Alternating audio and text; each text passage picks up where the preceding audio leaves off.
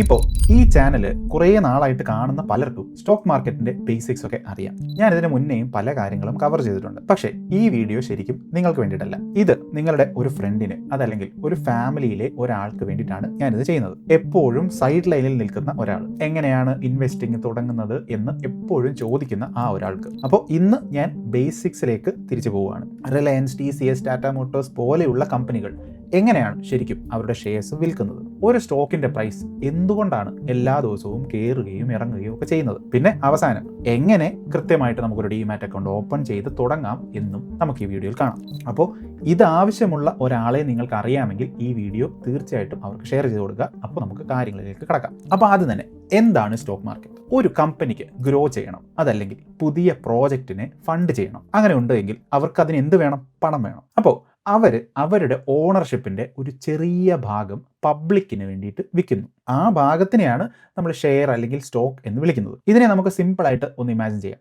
നമ്മുടെ ഒരു കൂട്ടുകാരൻ ഒരു അടിപൊളി നാരങ്ങ വെള്ളം വിൽക്കുന്ന കടയുണ്ട് എന്ന് കരുതുക. ആ കട നന്നായിട്ട് മുന്നോട്ട് പൊക്കോണ്ടേയിരിക്കുകയാണ്. അപ്പോൾ ഈ ഒരു നാരങ്ങ വെള്ളത്തിന്റെ കട നന്നായിട്ട് പോകുന്നത് കൊണ്ട് തന്നെ അയാൾക്ക് സിറ്റിയിൽ വേറെ 5 കടകളുടെ ഇതേപോലെ തുടങ്ങണമെന്ന് ആഗ്രഹമുണ്ട്. പക്ഷെ അതിന് നാരങ്ങ വാങ്ങിക്കണം, ഷുഗർ വാങ്ങിക്കണം, കട വാടകയ്ക്ക് എടുക്കണം, ഇതെല്ലാം വാങ്ങാൻ പുള്ളിയുടെ പൈസ ഇല്ല. അപ്പോൾ അയാൾ നമ്മളോട് ഒന്ന് പറയുന്നു, എടാ നീ എനിക്ക് 100 രൂപ തന്നാൽ ഞാൻ എൻ്റെ നാരങ്ങ വെള്ള കടയുടെ ചെറിയൊരു ഭാഗം നിനക്ക് തരാം. നമ്മുടെ കട പ്രോഫിറ്റ് ഉണ്ടാക്കുമ്പോൾ അതിൻ്റെ ഒരു ഷെയറും നിനക്ക് തരാമെന്ന് പറയുന്നു. അത്രേ ഉള്ളൂ. ഇതാണ് ബേസിക്കലി ഒരു ഷെയർ എന്ന് പറയുന്നത്. അപ്പോൾ നമ്മൾ ഈ പണം വെറുതെ കടം കൊടുക്കുകയല്ല, ആ നാരങ്ങ വെള്ള കടയുടെ ഒരു ചെറിയ ഭാഗം അത് നമുക്കിപ്പോൾ കിട്ടുകയാണ്. സ്റ്റോക്ക് മാർക്കറ്റ് എന്ന് പറയുന്നത് ഈ ബിസിനസ്സിൻ്റെ ചെറിയ പീസുകൾ വാങ്ങുകയും വിൽക്കുകയും ചെയ്യുന്ന ആ വലിയ മാർക്കറ്റ് പ്ലേസ് ആണ്. നമ്മൾ കണ്ട ഈ നാരങ്ങ വെള്ള കടയ്ക്ക് പകരം അവിടെ റിലയൻസ്, ടാറ്റ മോട്ടോഴ്സ് പോലെയുള്ള കമ്പനീസ് ആണ് എന്ന് മാത്രം. അപ്പോൾ ഇന്ത്യയിൽ ഇത് നടക്കുന്ന മെയിൻ ആയിട്ടുള്ള 2 എക്സ്ചേഞ്ചസ് ആണുള്ളത്. ഒന്ന് NSE, national stock exchange. 2 BSE, Bombay stock exchange. ഈ NSEയും BSEയും 2 വലിയ സൂപ്പർ മാർക്കറ്റുകൾ പോലെ ഒന്ന് ചിന്തിച്ച് നോക്കൂ. പക്ഷെ അവിടെ പച്ചക്കറിയൊക്കെ വാങ്ങിക്കുന്നതിന് പകരം ആളുകൾ ദിവസം മുഴുവൻ കമ്പനീസിന്റെ ഈ ചെറിയ പീസുകളാണ് വാങ്ങിക്കുകയും വിൽക്കുകയും ഒക്കെ ചെയ്യുന്നത്. ഇനി രണ്ടാമത്തെ ചോദ്യം, എന്തുകൊണ്ടാണ് ഒരു ഷെയറിന്റെ പ്രൈസ് മാറിക്കൊണ്ടിരിക്കുന്നത്? അപ്പോൾ ഏതൊരു ഷെയറിന്റെയും പ്രൈസ് മാറുന്നത് സിമ്പിൾ ആയിട്ടൊരു കാര്യം വെച്ചിട്ടാണ്, ഡിമാൻഡ് ആൻഡ് സപ്ലൈ. നമുക്ക് വീണ്ടും ആ നാരങ്ങാവെള്ള കടയിലേക്ക് ഒന്ന് പോയി നോക്കാം. നമ്മുടെ കൂട്ടുകാരന്റെ ആ നാരങ്ങാവെള്ള കടയിലാണ് നാട്ടിലെ ഏറ്റവും റിച്ച് ടേസ്റ്റ് ഉള്ള നാരങ്ങാവെള്ളം കിട്ടുന്നത് എന്ന് നാട് മുഴുവൻ പാട്ടായി എന്ന് വെക്കുക. അപ്പോൾ എല്ലാവർക്കും ആ ബിസിനസിന്റെ ഒരു ചെറിയ പീസ് വാങ്ങിക്കാൻ ആഗ്രഹം ഉണ്ടാവും. പക്ഷേ അതൊരു ചെറിയ നാരങ്ങാവെള്ള കടയാണ്, അതിന് കുറച്ച് പീസുകളെ അവൈലബിൾ ആയിട്ടുള്ളൂ. അപ്പോൾ അങ്ങനെ വരുന്ന സമയത്ത് കൂടുതൽ ആളുകൾ വാങ്ങിക്കാൻ തയ്യാറാവും, പക്ഷേ കുറച്ച് പീസുകൾ മാത്രമേ ഉള്ളൂ. അപ്പോൾ ഓരോ പീസിൻ്റെയും ഡിമാൻഡ് കൂടുന്നതനുസരിച്ച് ആ ഓരോ പീസിൻ്റെയും പ്രൈസും കൂടും. കാരണം അതിൽ കയറാൻ ആളുകൾ കൂടുതൽ കാശ് കൊടുക്കാൻ തയ്യാറാണ്. ഇനി അങ്ങനെ ഇരിക്കുമ്പോൾ ആളുകൾ ഒരു കാര്യം കേൾക്കുന്നു, നമ്മുടെ ആ നാരങ്ങാവെള്ള കടയിൽ ചീഞ്ഞ നാരങ്ങ ഉപയോഗിച്ച് ചില കസ്റ്റമേഴ്സിന് നാരങ്ങ വെള്ളം കിട്ടി, പലർക്കും അസുഖം വന്നതായിട്ടും കേൾക്കുന്നു. പെട്ടെന്ന് ഈ ആളുകൾക്കെല്ലാം ഈ നാരങ്ങാവെള്ള കടയുടെ ആ ഒരു ചെറിയ പീസ് വേണ്ടാതാകുന്നു. കയ്യിലുള്ളവർക്ക് ഇത് വിറ്റാൽ മതിയെന്നാകും, പുറത്ത് നിൽക്കുന്നവർക്ക് വാങ്ങിക്കാനും തോന്നുന്നില്ല. അങ്ങനെ വരുന്ന സമയത്ത് പ്രൈസ് ഇടിയും. കാരണം എന്താണ്? അവിടെ ഡിമാൻഡ് കുറഞ്ഞുകൊണ്ടിരിക്കുകയാണ്. നമ്മുടെ സ്റ്റോക്ക് മാർക്കറ്റിലെ സ്റ്റോക്കുകളും എക്സാക്ട്ലി ഇങ്ങനെ തന്നെയാണ് വർക്ക് ചെയ്യുന്നത്. ഒരു സ്റ്റോക്ക് വാങ്ങിക്കാൻ കൂടുതൽ ആളുകൾ വരുമ്പോൾ സ്റ്റോക്കിന്റെ പ്രൈസ് കൂടും. ഇനി വിൽക്കാനാണ് കൂടുതൽ ആളുകൾ വരുന്നതെങ്കിൽ അതിന്റെ പ്രൈസ് താഴോട്ട് പോകും. അപ്പോൾ ഈ നാരങ്ങ ചീഞ്ഞു എന്നുള്ളത് നമ്മുടെ ഇവിടുത്തെ ഒരു എക്സാമ്പിൾ ആണ്. ഇനി ശരിക്കുള്ള സ്റ്റോക്ക് മാർക്കറ്റിൽ ആളുകൾക്ക് എന്തുകൊണ്ടാണ് വാങ്ങാനും വിൽക്കാനും ഒക്കെ തോന്നുന്നത്? ഒരുപാട് കാരണങ്ങളുണ്ട്. കുറച്ച് കാരണങ്ങൾ ഞാൻ പറയാം. കമ്പനിയുടെ ക്വാർട്ടർലി റിസൾട്ടുകളും പ്രോഫിറ്റുകളും അത് നന്നായിട്ട് വന്നാൽ, അതായത് ഇപ്പോൾ ഈ മാസം നമ്മുടെ നാരങ്ങാവെള്ള കട ഒരുപാട് കാശുണ്ടാക്കിയാൽ ചിലപ്പോൾ കൂടുതൽ ആളുകൾ അതിലേക്ക് ആകൃഷ്ടരായേക്കാം. ഇനി മറ്റൊരു കാരണം ആ ഇൻഡസ്ട്രിയിലെ ട്രെൻഡ്, അതായത് ഈ സമ്മർ സീസണൊക്കെ ആകുമ്പോൾ നമുക്ക് കൂടുതൽ നാരങ്ങ വിൽക്കാൻ സാധിക്കും. അപ്പോൾ ആ ഒരു സമയത്തായിരിക്കും കൂടുതൽ ആളുകൾ അതിലേക്ക് അട്രാക്റ്റഡ് ആവുന്നത്. അങ്ങനെ പലതരത്തിലുള്ള ട്രെൻഡുകളും ഉണ്ട് മാർക്കറ്റിൽ. ഇനി മൂന്നാമത് ഗ്ലോബൽ ആയിട്ടുള്ള എക്കണോമിക് കണ്ടീഷൻസ് വന്നേക്കാം. നമ്മൾ നാരങ്ങാവെള്ള കടയുടെ തന്നെ എക്സാമ്പിൾ എടുത്താൽ എല്ലാ സ്ഥലത്തും പഞ്ചസാരയുടെ വില കൂടിയെന്ന് കരുതുക. അങ്ങനെ വരുന്ന സമയത്ത് നമ്മുടെ കമ്പനിയുടെ പ്രോഫിറ്റ് ചിലപ്പോൾ കുറഞ്ഞേക്കാം. ആ ഒരു കാര്യവും നമ്മുടെ ഈ പ്രൈസിനെ സാരമായിട്ട് ബാധിക്കും. ഇനി അടുത്തത് എന്താണ്? ന്യൂസും ഗവൺമെന്റ് പോളിസികളുടെ ചേഞ്ചും. ഒരു സിറ്റിയിൽ പെട്ടെന്ന് ഈ നാരങ്ങാവെള്ള കടകൾക്കൊക്കെ കൂടുതൽ റെസ്ട്രിക്ഷൻ വന്നു, അതല്ലെങ്കിൽ റോഡ് സൈഡിൽ വെച്ചിരിക്കുന്ന സ്റ്റാൻഡുകൾക്കൊക്കെ ബാൻ വന്നു. ഇങ്ങനെയൊക്കെ സംഭവിച്ചാൽ, അതായത് ഗവൺമെന്റ് ഇറക്കുന്ന പോളിസികൾ കാരണവും ഈ പ്രൈസസിന് മാറ്റം വന്നേക്കാം. ഇത് വലിയ വലിയ കമ്പനീസിനും ആപ്ലിക്കബിൾ ആണ്. അപ്പോൾ ഇതുകൊണ്ടാണ് നമ്മൾ പലപ്പോഴും സ്റ്റോക്ക് മാർക്കറ്റിനെ സെന്റിമെന്റ് ഡ്രിവൺ എന്ന് പറയുന്നത്. ഇന്ന് നടക്കുന്ന കാര്യം മാത്രമല്ല, ഇനി എന്ത് നടക്കും എന്ന് ആളുകൾ വിശ്വസിക്കുന്നതാണ് ആ പ്രൈസിൽ, അതായത് ആ സ്റ്റോക്കിന്റെ പ്രൈസിൽ റിഫ്ലക്റ്റ് ആയിട്ട് വരാൻ പോകുന്നത്. അതുകൊണ്ടാണ് സെന്റിമെന്റ് ഡ്രിവൺ എന്ന് പറയുന്നത്. ഇനി അടുത്ത സെക്ഷൻ, നമുക്ക് ഇൻവെസ്റ്റിംഗ് തുടങ്ങണമെങ്കിൽ നമുക്ക് എന്തൊക്കെ വേണം? സ്റ്റോക്ക് മാർക്കറ്റിൽ ഇൻവെസ്റ്റ് ചെയ്യാൻ നമുക്ക് 3 കാര്യങ്ങൾ വേണം. ഓരോന്നും ഒരു പിഗ്ഗി ബാങ്ക് സിസ്റ്റം സെറ്റ് ചെയ്യുന്നത് പോലെ ഞാൻ പറഞ്ഞുതരാം. ഒന്നാമതായിട്ട് ഡിമാറ്റ് അക്കൗണ്ട്. ഇതൊരു ഡിജിറ്റൽ പിഗ്ഗി ബാങ്ക് പോലെയാണ്, പക്ഷേ അതിനകത്ത് നാണയങ്ങൾക്ക് പകരം നമ്മുടെ ഷെയർസ് ആണ് സേഫ് ആയിട്ടിരിക്കുന്നത്. ഇനി രണ്ടാമത് നമുക്ക് വേണ്ടത് ട്രേഡിംഗ് അക്കൗണ്ട് ആണ്. ഇത് ഒരു കൗണ്ടർ പോലെയാണ്. ഒരു കമ്പനിയുടെ പീസ് വാങ്ങണോ വിൽക്കണോ അങ്ങനെയൊക്കെയുള്ള ഓർഡറുകൾ നമ്മൾ പ്ലേസ് ചെയ്യുന്നത് ഈ കൗണ്ടറിൽ വെച്ചാണ്. ഇനി മൂന്നാമത് നമുക്ക് വേണ്ടതാണ് ഒരു ബാങ്ക് അക്കൗണ്ട്. നമ്മളുടെ ശരിക്കുള്ള പണം കിടക്കുന്നത് നമ്മുടെ ബാങ്കിലാണ്. ആ പണം നമ്മൾ നേരത്തെ പറഞ്ഞ അക്കൗണ്ടുകളിലേക്ക് മൂവ് ചെയ്യുന്നതിനും തിരികെ മൂവ് ചെയ്യുന്നതിനുമായിട്ട് നമുക്ക് ഒരു ബാങ്ക് അക്കൗണ്ടും വേണം. അപ്പോൾ ഞാനിപ്പോൾ പറഞ്ഞ ഈ അക്കൗണ്ടുകളെല്ലാം സെറ്റപ്പ് ചെയ്യാനായിട്ട് നിങ്ങൾക്ക് ഒരുപാട് സ്ഥലത്ത് ഓടിയൊന്നും നടക്കേണ്ട ആവശ്യമില്ല. പെട്ടെന്ന് സെറ്റപ്പ് ചെയ്യാൻ പറ്റുന്ന ഒരു മാർഗ്ഗം ഞാൻ ഇന്ന് കാണിച്ചു തരാം. ഇത് ചെയ്യാൻ പറ്റുന്ന പല ആപ്പുകൾ ഞാൻ നിങ്ങളെ കാണിച്ചു തന്നിട്ടുണ്ട്. അതേപോലെ തന്നെ ഞാൻ മറ്റൊരു ആപ്പും കൂടെ നിങ്ങളെ കാണിച്ചു തരാം. നിങ്ങൾ ഈ കാണുന്ന റുപ്പീസി എന്ന് പറയുന്നത് ഒരു സെബി രജിസ്റ്റേർഡ് ആയിട്ടുള്ള ബ്രോക്കർ പ്ലാറ്റ്ഫോമാണ്. NSE, BSE, MCX ഇതിലെല്ലാം രജിസ്റ്റേർഡ് ആണ്. അതായത് കംപ്ലൈന്റ് ആണ്, ട്രസ്റ്റ് വർത്തിയുമാണ്. ശരിക്കും ഇത് 22 വർഷം പഴക്കമുള്ള ഒരു കമ്പനിയാണ്. അതായത് കഴിഞ്ഞ വർഷമൊന്നും വന്ന കമ്പനി അല്ല എന്ന് ചുരുക്കം. മാർക്കറ്റിൽ ശരിക്കുമുള്ള എക്സ്പീരിയൻസും ക്രെഡിബിലിറ്റിയും ഒക്കെ ഉള്ള ഒരു പ്ലാറ്റ്ഫോം തന്നെയാണ് നമുക്കിവിടെ കിട്ടുന്നത്. അപ്പോൾ നമ്മുടെ പിഗ്ഗി ബാങ്കിനും ഓർഡർ കൗണ്ടറിനും ക്യാഷ് ബോക്സിനും ഇതിന് മൂന്നിനും വേണ്ടിയിട്ട് നമ്മൾ വേറെ കടകളിലൊന്നും പോകേണ്ട ആവശ്യമില്ല.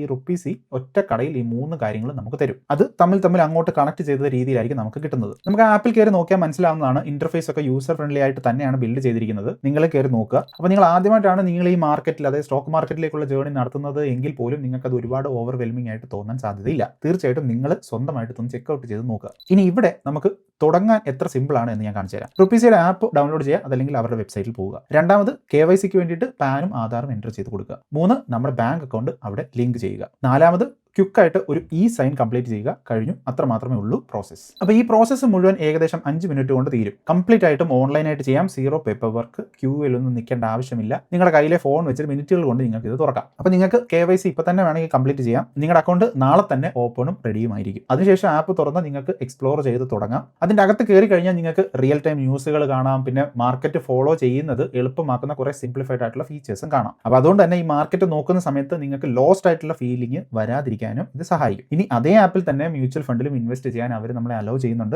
പക്ഷേ അതൊരു വലിയ ടോപ്പിക് ആയതുകൊണ്ട് തന്നെ അത് വേറൊരു വീഡിയോയിൽ നമുക്ക് പ്രോപ്പർലി കവർ ചെയ്യാം. അതല്ലെങ്കിൽ എൻ്റെ ചാനലിലുള്ള മ്യൂച്വൽ ഫണ്ടിന് വേണ്ടി ചെയ്തിട്ടുള്ള മറ്റു വീഡിയോസ് നിങ്ങൾക്ക് കണ്ടു നോക്കാം. ഇനി അത് മാത്രമല്ല, നിങ്ങൾക്ക് ഒരു ഓഫർ ഉണ്ട്. ആദ്യത്തെ 30 ദിവസം 0 ബ്രോക്കറേജ് ആയിരിക്കും കിട്ടാൻ പോകുന്നത്. ഇത് നിങ്ങൾക്ക് കിട്ടണമെന്നുണ്ടെങ്കിൽ നിങ്ങൾക്ക് താഴെ കൊടുത്തിരിക്കുന്ന ലിങ്കിൽ ക്ലിക്ക് ചെയ്താൽ മാത്രമേ കിട്ടുള്ളൂ. അതായത് നിങ്ങളുടെ ആദ്യത്തെ മാസം 1 രൂപ പോലും ബ്രോക്കറേജ് ഫീസ് ഇല്ലാതെ നിങ്ങൾക്ക് ട്രേഡ് ചെയ്യാനോ എന്തെങ്കിലും വാങ്ങിക്കാനോ വിൽക്കാനോ ഒക്കെ സാധിക്കും. അതിലേക്ക് മുഴുവനായിട്ട് നിങ്ങൾ കമ്മിറ്റ് ചെയ്യുന്നതിന് മുമ്പ് ഒരു ഫ്രീ ട്രയൽ കിട്ടുന്നത് പോലെ വേണമെങ്കിൽ നിങ്ങൾക്ക് ഇതൊന്ന് യൂസ് ചെയ്ത് നോക്കാം. നിങ്ങൾക്ക് ഇഷ്ടപ്പെട്ടാൽ കണ്ടിന്യൂ ചെയ്ത് ഉപയോഗിക്കാം. അപ്പോൾ ഫീസായിട്ട് 1 രൂപ പോലും ചിലവാക്കുന്നതിന് മുമ്പ് പ്ലാറ്റ്ഫോമായിട്ട് ഒന്ന് കംഫർട്ടബിൾ ആകാൻ ഇതൊരു നല്ല വഴിയാണ്. നിങ്ങൾക്ക് കംഫർട്ടബിൾ ആകുന്നില്ല എങ്കിൽ നിങ്ങൾക്ക് മറ്റ് ഓപ്ഷൻസ് നോക്കാം. അപ്പോൾ ലിങ്ക് ഞാൻ ഡിസ്ക്രിപ്ഷനിൽ കൊടുത്തിട്ടുണ്ട്. ക്ലിക്ക് ചെയ്ത് നോക്കുക, KYC കംപ്ലീറ്റ് ചെയ്യുക. നെക്സ്റ്റ് ഡേ തന്നെ നിങ്ങളുടെ അക്കൗണ്ട് റെഡി ആയിരിക്കും. ഇനി ഒരു ബിഗിനർ അറിഞ്ഞിരിക്കേണ്ട കുറച്ച് ടേംസും കൂടെ ഞാൻ പറയാം. അധികം മടുപ്പിക്കാതെ സിമ്പിൾ ആയിട്ട് പറയാൻ ഞാൻ ശ്രമിക്കാം. ആദ്യമായിട്ട് IPO, ഇനീഷ്യൽ പബ്ലിക് ഓഫറിംഗ്. നമ്മൾ നേരത്തെ കണ്ടില്ലേ ആ നാരങ്ങ വെള്ളക്കട?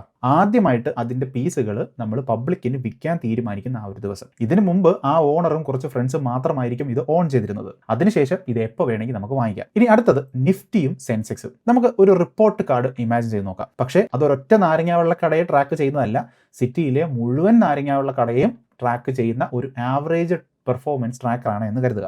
അതാണ് ഇത്. നമ്മുടെ സ്റ്റോക്ക് മാർക്കറ്റിന് വേണ്ടിയിട്ട് ഈ പറഞ്ഞ 2 ഇൻഡിസസുകളും, ഇതിനെ 2 ഇൻഡിസസ് എന്നാണ് വിളിക്കുന്നത്, ഇൻഡിസസുകളും ചെയ്യുന്നത് ഇതാണ്. ഇനി അടുത്ത വാക്കാണ് ബുൾ മാർക്കറ്റ്. മിക്ക നാരങ്ങാവെള്ളക്കടയും, അതായത് നമ്മുടെ സിറ്റിയിലുള്ള മിക്ക നാരങ്ങാവെള്ളക്കടയും നന്നായിട്ട് പോകുമ്പോൾ, പ്രൈസ് മുകളിലോട്ട് കയറിക്കൊണ്ടിരിക്കുമ്പോൾ ഒരു കാള അതിൻ്റെ തല ഉയർത്തി മുന്നോട്ട് കുതിക്കുന്നത് ഒന്ന് ഇമാജിൻ ചെയ്ത് നോക്കുക. അതാണ് ആ മാർക്കറ്റിൻ്റെ മുഴുവനായിട്ടുള്ള മൂഡ്. അതുകൊണ്ടാണ് അതിനെ ബുൾ മാർക്കറ്റ് എന്ന് പറയുന്നത്.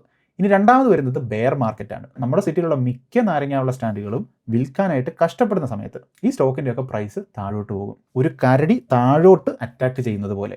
അങ്ങനെ ഒന്ന് ഇമാജിൻ ചെയ്ത് നോക്കൂ. അതാണ് ആ സിറ്റുവേഷനിൽ നമ്മുടെ സിറ്റിയിലെ നാരങ്ങാവെള്ള കടകളുടെ മൂഡ്. ഇനി അടുത്തത് പോർട്ട്ഫോളിയോ. നമ്മുടെ കയ്യിലുള്ള വ്യത്യസ്തമായിട്ടുള്ള കമ്പനീസുകളെല്ലാം, എല്ലാ പീസുകളുടെയും, നമ്മുടെ കയ്യിലിരിക്കുന്ന പല കമ്പനീസിൻ്റെ ആ പീസുകളുടെ എല്ലാം ഫുൾ ലിസ്റ്റ്, ഇതിനെയാണ് പോർട്ട്ഫോളിയോ എന്ന് പറയുന്നത്. നമ്മൾ സ്റ്റോക്ക് മാർക്കറ്റിൽ എടുത്തു കഴിഞ്ഞാൽ നമുക്ക് പല കമ്പനീസിൻ്റെ സ്റ്റോക്ക് കാണും. ഇതെല്ലാം കൂടെ ചേർത്ത് വെക്കുന്നതാണ് നമ്മുടെ പോർട്ട്ഫോളിയോ എന്ന് പറയുന്നത്. ഇനി അടുത്ത ടേമാണ് ഡിവിഡൻഡ്. നമ്മൾ നേരത്തെ കണ്ടു, നമ്മൾ ആ നാരങ്ങാവെള്ളക്കട കുറച്ച് പൈസ കൊടുത്ത് അതിൻ്റെ ഒരു ഷെയർ വാങ്ങിച്ചു എന്ന്. ആ നാരങ്ങാവെള്ളക്കട നന്നായിട്ട് വർക്ക് ചെയ്ത് മുന്നോട്ട് പോയാൽ ആ ഷെയറിൻ്റെ പ്രൈസ് കൂടും. അത് മാത്രമല്ല, ചില കമ്പനീസ് അവർ എല്ലാ വർഷവും ഉണ്ടാക്കുന്ന ലാഭത്തിൻ്റെ ചെറിയൊരു വിഹിതം ഈ സ്റ്റോക്ക് ഹോൾഡ് ചെയ്യുന്ന എല്ലാവർക്കും അവരുടെ അക്കൗണ്ടിൽ ഇട്ട് കൊടുക്കും. ചെറിയൊരു ക്യാഷ് ബോണസ് പോലെ. ആ ക്യാഷ് ബോണസിനെയാണ് നമ്മൾ ഡിവിഡൻഡ് എന്ന് വിളിക്കുന്നത്. ഇനി നമ്മുടെ ബിഗിനേഴ്സിന് ചെറിയ കുറച്ച് ടിപ്പുകളും കൂടെ പറഞ്ഞിട്ട് ഞാൻ ഈ വീഡിയോ അവസാനിപ്പിക്കാം. ഒന്നാമത്, റിസർച്ച് ഇല്ലാതെ ഒരിക്കലും ഇൻവെസ്റ്റ് ചെയ്യരുത്. നമ്മുടെ ഫ്രണ്ട് നല്ലതാണ് എന്ന് പറഞ്ഞു എന്നതുകൊണ്ട് മാത്രം ഒരിക്കലും ഒരു സ്ഥലത്തും പോയി ഒരു ബിസിനസ്സിൻ്റെ ഒരു പീസ് വാങ്ങി കൈവയ്ക്കരുത്. ആദ്യം ആ ബിസിനസ് നമ്മൾ സ്വന്തമായിട്ട് ടേസ്റ്റ് ചെയ്ത് നോക്കുക, നമ്പേഴ്സ് കൃത്യമായിട്ട് നോക്കുക, അതിനുശേഷം മാത്രം ചെയ്യുക.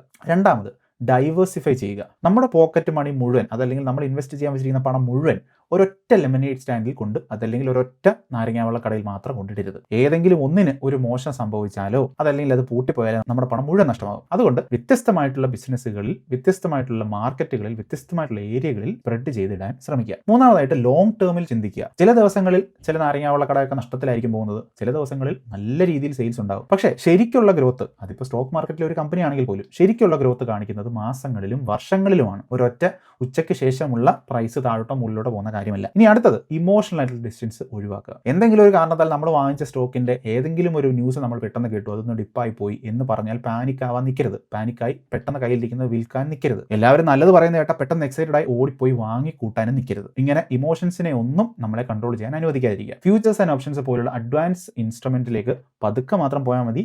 വളരെ ധൃതി പിടിച്ച് അങ്ങോട്ട് പോകണമെന്നില്ല. ബേസിക്സ് ആദ്യം മാസ്റ്റർ ചെയ്യുക. സെബിയുടെ ഡേറ്റ കാണിക്കുന്നത് ഈ ഫ്യൂച്ചേഴ്സ് ആൻഡ് ഓപ്ഷൻസിലൊക്കെ മിക്ക റീറ്റെയിൽ ട്രേഡേഴ്സും ശരിക്കും പണം നഷ്ടപ്പെടുത്തിക്കൊണ്ടിരിക്കുകയാണ് എന്നാണ്. അതുകൊണ്ട് തന്നെ ബിഗിനേഴ്സ് ആദ്യം അങ്ങോട്ട് ചാടി ഇറങ്ങേണ്ടതായിട്ടുള്ള ആവശ്യം തന്നെ ഇല്ല. അപ്പോൾ ഇത്ര മാത്രമേ ഉള്ളൂ സ്റ്റോക്ക് മാർക്കറ്റിന്റെ ബേസിക്സ്. എന്താണ് സ്റ്റോക്ക് മാർക്കറ്റ് എന്നും പ്രൈസസ് എങ്ങനെ മൂവ് ചെയ്യുന്നതെന്നും നമുക്കിത് തുടങ്ങാൻ എന്തൊക്കെ വേണമെന്നും ഇതെല്ലാം നമ്മൾ ഇന്ന് പഠിച്ചു. അപ്പോൾ നിങ്ങൾ ഇതുവരെ ചെയ്തിട്ടില്ല എങ്കിൽ കൃത്യമായിട്ട് കാര്യങ്ങളൊക്കെ പഠിച്ച് ഇന്ന് തന്നെ തുടങ്ങാൻ ശ്രമിക്കുക. റുപ്പീസിയുടെ ലിങ്ക് ഞാൻ താഴെ കൊടുത്തിട്ടുണ്ട്. ഫ്രീ ആയിട്ട് നിങ്ങൾക്ക് ഒരു ഡിമാറ്റ് അക്കൗണ്ട് തുടങ്ങാം. ആദ്യത്തെ 30 ദിവസം 0 ബ്രോക്കറേജ് ഓഫറും ഇപ്പോൾ ഉണ്ട്. അത് തീരുന്നതിന് മുമ്പ് അതും യൂസ് ചെയ്യാൻ ശ്രമിക്കുക. നിങ്ങൾക്ക് ഈ വീഡിയോ ഹെൽപ്ഫുൾ ആയി എങ്കിൽ ഇതിൽ നിങ്ങൾക്ക് എന്തെങ്കിലും സംശയം ഉണ്ടെങ്കിൽ തീർച്ചയായിട്ടും പറയുക. നമുക്കതൊക്കെ ക്ലാരിഫൈ ചെയ്ത് കൂടുതൽ വീഡിയോസ് ചെയ്യാം. നമ്മുടെ ചാനലിൽ ഓൾറെഡി ഒരുപാട് വീഡിയോസ് ചെയ്തിട്ടുണ്ട്, അതെല്ലാം കയറി കാണാൻ ശ്രമിക്കുക. ഇൻവെസ്റ്റ് ഒന്നും ഇതുവരെ തുടങ്ങാത്ത ഒരു ഫ്രണ്ട് ഉണ്ടെങ്കിൽ തീർച്ചയായിട്ടും ഈ വീഡിയോ അവർക്ക് അയച്ചു കൊടുക്കുക. അപ്പോൾ അടുത്ത വീഡിയോ കാണാം.